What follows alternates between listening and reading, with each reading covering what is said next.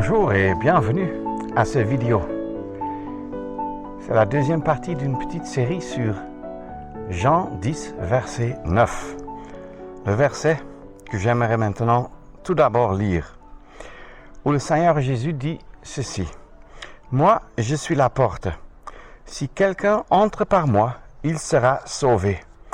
Et il entrera, et il sortira, et il trouvera de la pâture. » Dans le premier vidéo, nous avons déjà eu à considérer le début de ce verset. « Moi, je suis la porte. » Tout à l'heure, je suis entré par une porte.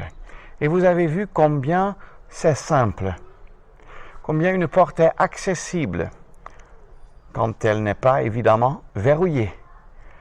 C'est une image, une illustration tirée par le Seigneur Jésus de la vie quotidienne pour faire comprendre une leçon importante. Que celui qui veut être sauvé doit entrer par lui, lui étant la seule et l'unique porte.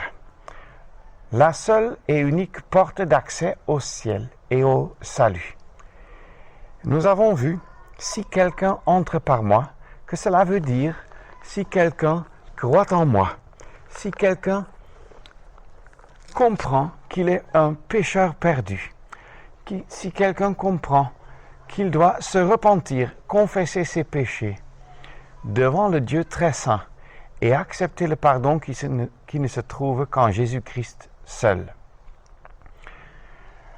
C'est pour cela que le Seigneur lui-même dit, « Si quelqu'un entre par moi, il sera sauvé. » C'est le premier point, il sera sauvé.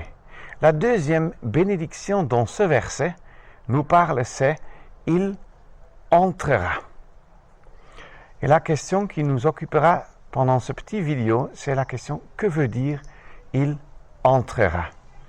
Et en méditant là-dessus, j'ai trouvé quelques éléments dans la parole de Dieu qui peuvent nous éclairer, nous donner davantage de lumière sur ce sujet. Nous trouvons d'abord dans les Actes chapitre 14 et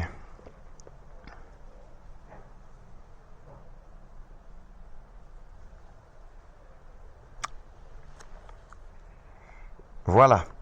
Et le verset 22. Fortifiant les âmes des disciples, les exhortant à persévérer dans la foi et les avertissant que c'est par beaucoup d'afflictions qu'il nous faut entrer dans le royaume de Dieu. Jean 10, verset 9 dit, « Il entrera ». Et voilà une bénédiction d'entrer, à savoir d'entrer dans le royaume de Dieu. Le royaume de Dieu, c'est cette sphère, cette ambiance, ce domaine où Jésus-Christ règne, où Dieu règne par Jésus-Christ. Il aurait voulu que Jésus-Christ règne en public sur cette terre, mais lui, ayant été rejeté, maltraité et crucifié, le royaume de Dieu pour le moment est caché, peut-on dire. Mais cela n'empêche que Dieu règne par Jésus-Christ. Et c'est dans la vie des rachetés de Christ que cela pourrait se manifester, que cela devrait se manifester. Et la grande question qui peut nous occuper aujourd'hui, c'est est-ce que vous et moi, on comprend la bénédiction, le privilège et la responsabilité de nous soumettre à la seule autorité exclusive de Jésus-Christ. Il n'est pas seulement mort pour ses brebis comme étant le bon berger, mais étant aussi la seule porte, cela a une influence sur nous. Cela a une conséquence sur nous. Or, nous lisons en Romains 14, verset 17, que, j'aimerais aussi plutôt lire ce verset, Romains 14, car le royaume de Dieu, verset 17, n'est pas manger et boire, mais justice et paix et joie dans l'Esprit Saint. Car celui qui en cela sert le Christ est agréable à Dieu et approuvé des hommes. Le royaume de Dieu est justice et paix et joie. Cette justice, cette paix, cette joie peuvent se manifester et devraient se manifester dans la vie de tout un chacun qui confesse avoir Jésus-Christ comme Sauveur et Seigneur. Nous avons même confessé, reconnaître son autorité quand nous nous sommes fait baptiser. C'est la soumission publique à son règne, à son autorité. Bien qu'il soit dans ce monde un roi rejeté, mais nous le reconnaissons comme notre Seigneur. Il y en a pas mal qui se sont convertis, qui sont sauvés et qui, jusque-là, préfèrent contourner la question du baptême, qui disent que comme cela n'influence nullement mon salut éternel, alors pourquoi dois-je me faire baptiser? Et quelle en est la raison? Eh bien, probablement la même que pour moi. C'est la honte devant de la parenté, devant des voisins, devant d'autres élèves à l'école, d'autres étudiants, ainsi de suite. Alors, la grande question est, est-ce que Jésus-Christ, qui est mon Sauveur et mon Seigneur, est-ce qu'il me vaut autant que je suis prêt à répondre à son amour, lui qui a donné sa vie pour moi? Est-ce que je suis prêt à vivre pour lui et sous son autorité? Entrer dans le royaume est une bénédiction, mais cela va de pair avec des responsabilités auxquelles nous devons faire face. Alors, il y a un deuxième point, un deuxième élément où nous pouvons entrer. Et cela me rappelle de Josué, chapitre 1er, où Josué, avec le peuple, devait entrer dans le pays de la promesse. Je ne veux pas lire ce passage, mais nous savons, de par les enseignements de la parole de Dieu, que ce pays de la promesse, avec ses bénédictions matérielles et terrestres pour Israël, a un parallèle avec les bénédictions que nous avons comme chrétiens, non pas matérielles, non pas terrestres, mais selon Éphésiens 1, nous avons été bénis de toutes les bénédictions spirituelles dans les lieux célestes en Christ. Et est-ce que moi, toi, vous, on est reconnaissant de cette bénédiction? Et est-ce que nous sommes prêts à entrer là-dedans, à mettre notre pied là-dessus, à découvrir le pays de promesse, notre pays de promesse, les bénédictions que ce même Dieu a données à nous comme chrétiens de nos jours. À l'époque, pour Israël, il fallait envoyer des espions qui allaient regarder à travers le pays pour connaître les moindres détails et les rapporter. Est-ce que vous et moi, on a déjà eu à mettre de l'énergie et du temps pour découvrir nos bénédictions qui sont spirituelles en Christ? Combien nous a-t-il bénis? Combien Dieu nous a-t-il bénis par et en Jésus-Christ? Mettons de l'énergie, investissons de l'énergie et du temps pour les découvrir. Nous connaissons tant de choses, je les ai déjà énumérées sous le chapitre du salut, dans le premier vidéo de cette série. Est-ce que nous sommes reconnaissants de nos bénédictions, de la nouvelle naissance, de ce que nous avons été scellés du Saint-Esprit, que le Saint-Esprit habite en nous, que nous avons été justifiés et sanctifiés, beaucoup d'autres bénédictions? Est-ce que moi, j'en suis reconnaissant? C'est une question que je peux me poser chaque fois de nouveau. Alors, nous trouvons aussi dans la parole de Dieu un troisième élément où nous pouvons entrer. Donc, si nous avons déjà eu à accéder au salut en entrant par Jésus-Christ, par la foi en Jésus-Christ, par cette seule et unique porte que lui-même est, alors il y a d'abord le salut. Il sera sauvé. Deuxièmement, il entrera. Il y a alors, on doit entrer dans le royaume de Dieu. On doit aussi entrer dans le pays de la promesse, dans les bénédictions spirituelles. Et il y a un troisième point, on peut aussi et on devrait aussi entrer dans le sanctuaire. Pour deux choses précisément, la prière et les actions de grâce, et deuxièmement, les sacrifices de louange, l'adoration. Alors, pour la prière, nous trouvons cela en en Hébreux, chapitre 4.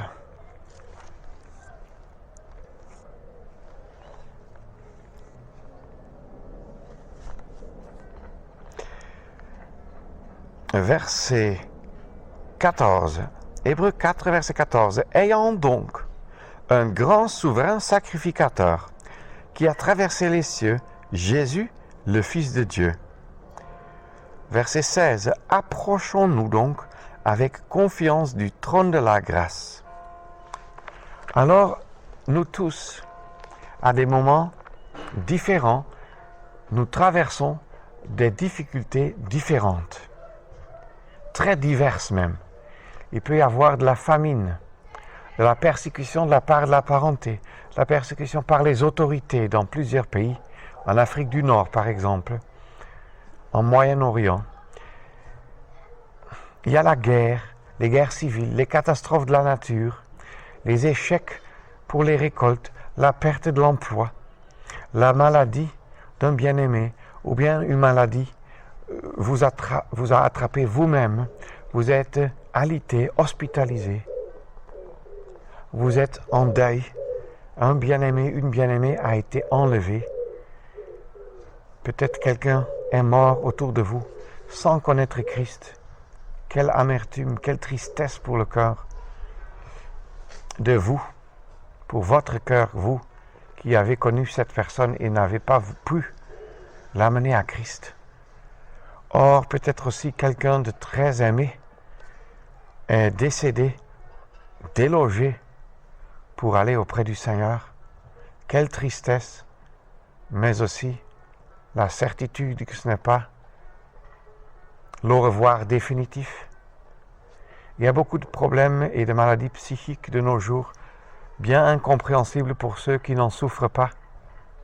Mais vous en souffrez. Il y a cette amertume de tension dans votre communauté chrétienne, dans votre rassemblement, dans votre église. Il y a la tristesse et les larmes à cause d'enfants, de parents, de frères et sœurs qui s'en vont loin du Seigneur, qui se sont éloignés du Seigneur dans le monde. Quelle tristesse! Quel grand nombre de raisons peut nous pousser à genoux. Mais ici, on ne lit pas en Hébreux 4 de ce qu'on doit aller à genoux, mais on doit s'approcher du trône de la grâce. Nous devons entrer dans le sanctuaire avec nos questions, nos prières, nos demandes, et nous pouvons le faire avec toute liberté. Et sachez que nous avons un Dieu et Père qui nous écoute. Il n'exauce pas toujours nos prières quand bon nous semble et comme bon nous semble, mais il nous écoute et il exaucera nos prières à son temps et selon sa propre volonté, qui est toujours meilleure que la nôtre parce qu'il nous connaît parfaitement. Il connaît parfaitement nos besoins, nos difficultés, nos manquements, et il sait y répondre aussi parfaitement. Soyons confiants. Il est fidèle. Son œil est sur nous. Mais il aimerait aussi que nous ayons la liberté, que nous prenions la liberté pour lui exposer nos problèmes, nos difficultés, et il nous écoute.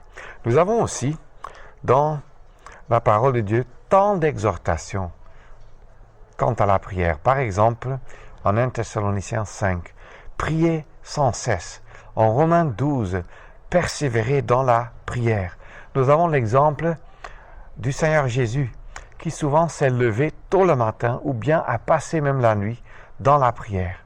Et l'apôtre Paul, qui nuit et jour n'a cessé de prier, qui aussi nuit et jour a travaillé, et qui nuit et jour, selon Actes 20, a encouragé et exhorté les croyants. Quel exemple d'un serviteur dévoué, qui peut aussi nous encourager à la prière. Nous pouvons prier, supplier et ne pas oublier les actions de grâce lorsqu'il y a eu exaucement, réponse à nos prières. Il y a un deuxième point pour lequel nous pouvons entrer au sanctuaire, beaucoup plus précisément, c'est l'adoration selon Hébreux 10, un verset que j'aimerais bien lire. Hébreux 10, verset 19. Ayant donc, frères, une pleine liberté pour entrer dans les lieux saints pour entrer dans les lieux saints par le sang de Jésus. Verset 22. Approchons-nous avec un cœur vrai. Alors, ce que Dieu cherche, c'est des adorateurs. Il ne cherche pas les cantiques d'adoration, il ne cherche pas les prières d'adoration même, parce qu'on peut très bien proposer un cantique d'adoration, très bien dire une très belle et longue prière impressionnante qui exprime de l'adoration, et pourtant ça peut ne pas venir du cœur, mais juste de la tête, de la mémoire. Or, ce que Dieu cherche, selon Jean 4, versets 21, 22 et suivants, c'est qu'il cherche, le Père cherche des adorateurs qu'il adore en esprit et en vérité. Approchons-nous d'un cœur sincère, selon Hébreux 10. Mais quelle bénédiction, chers frères et sœurs en Christ, qu'alors que les Juifs autrefois devaient rester loin de Dieu et n'avaient nullement accès dans le sanctuaire, ils n'avaient nullement accès devant la face de Dieu, ils ne pouvaient s'approcher même du trône de la grâce. Alors nous, on a ce libre accès. Quelle joie, quelle bénédiction, quel privilège. Mais utilisons-nous ce privilège? Comprenons-nous que si nous sommes déjà entrés par la porte et que nous avons été sauvés, c'est une bénédiction d'entrer dans le royaume et de nous soumettre à l'autorité exclusive du Seigneur Jésus, d'entrer, comme nous avons déjà vu dans le pays de la promesse, image des bénédictions spirituelles que nous avons en Christ, qui sont à découvrir dans les lieux célestes, que nous avons déjà dans les lieux célestes, mais qui sont à découvrir. Et que nous avons ce privilège d'entrer dans le sanctuaire avec nos prières, mais beaucoup plus aussi avec notre adoration. La prière, c'est demander quelque chose. Rendre grâce, les actions de grâce, c'est dire merci quand on a reçu quelque chose.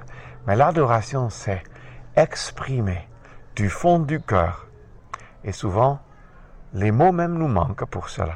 Exprimer le fait d'être émerveillé par la grandeur de la personne que nous admirons, que nous adorons. La grandeur de Dieu le Père, la grandeur du Fils. Nous pouvons adorer le Père et adorer le Fils par le Saint-Esprit. Parce que le Fils aussi dit en Jean 16, concernant le Saint-Esprit, que le Saint-Esprit allait venir pour me glorifier, dit le Seigneur Jésus. Pour glorifier le Fils, parce qu'il prendra de ce qui est à moi, dit le Seigneur, et vous le montrera. Qu'est-ce que le Saint-Esprit prend de ce qui est à Christ? Il prend des éléments de la gloire de la personne et de l'œuvre de Christ et nous les montre pour nous inciter à l'adoration, pour nous amener à l'adoration. Quelle joie que nous pouvons faire cela en esprit, d'une façon spirituelle et par l'Esprit de Dieu, par le Saint-Esprit, et en vérité, en accord avec la vérité de la parole et en véracité. Ce qui veut dire que ce que nous exprimons par notre bouche doit venir du fond de notre cœur. Bien, maintenant, la question se pose, est-ce que ce privilège d'entrer dans le sanctuaire est un privilège qui se limite à dimanche matin, par exemple, à la réunion du culte, de la fraction du pain, où la Sainte Seine est prise? Non. Là, c'est l'adoration dans l'aspect collectif. Mais si, pour ainsi dire, de dimanche soir à lundi matin, 9h, 9h30, 10h, je ne m'occupe nullement de la parole de Dieu en semaine. Je ne m'occupe pas de la personne et de l'œuvre de Christ. Et le Saint-Esprit est donc empêché à me le montrer pour le glorifier dans mon cœur, pour le rendre grand dans mon cœur, pour rendre les gloires du Fils grandes dans mon cœur et devant mes yeux. Alors il est sûr que mon adoration, le dimanche matin, durant le culte sera très, très maigre. Et par cela, je déshonore celui qui a donné sa vie pour moi. Moi, je suis le bon berger. Le bon berger met sa vie pour ses brebis. Il a donné, c'est le Seigneur Jésus qui le dit en Jean 10, il a donné sa vie pour moi. Ne vaut-il pas tout pour que j'investisse tout mon temps et toute mon énergie là-dedans à mieux le découvrir, mieux connaître ses gloires, pour les lui rendre par l'adoration, pour dire Seigneur, maintenant que je vois ta gloire, j'aimerais te dire combien je suis impressionné par ta gloire, et d'amener cela au Père qui est honoré quand on lui parle des gloires de son Fils. Alors, quelle joie, quel privilège. Mais rappelons-nous, il n'y a pas d'adoration en commun. Donc, aspect collectif. Si chacun de nous ne prend pas le temps, au bout de la semaine, d'être occupé de cette personne, de Jésus-Christ et de son œuvre, et d'adorer le Fils, d'adorer le Père en semaine, cela va engendrer davantage d'adoration quand on sera réunis le dimanche en assemblée pour rompre le pain en mémoire du Seigneur Jésus dans une atmosphère, une sainte atmosphère d'adoration. Puisse le Seigneur nous donner cette grâce de mieux apprécier ce privilège que je suis la porte. Si quelqu'un entre par moi, il sera sauvé et il entrera. Nous avons juste vu quelques éléments de ce privilège de pouvoir entrer dans le royaume sous l'autorité de Christ, entrer dans le pays de la promesse avec toutes ses bénédictions et entrer dans le sanctuaire pour les prières, pour les actions de grâce et particulièrement aussi pour l'adoration. Que ces quelques pensées à ce sujet puissent encourager chacun de nous à vivre une vie où l'on entre dans les privilèges et les bénédictions qui sont les nôtres par Jésus-Christ lui-même. À lui la gloire pour tout ce qu'il est et pour tout ce qu'il a fait. Merci et à la prochaine.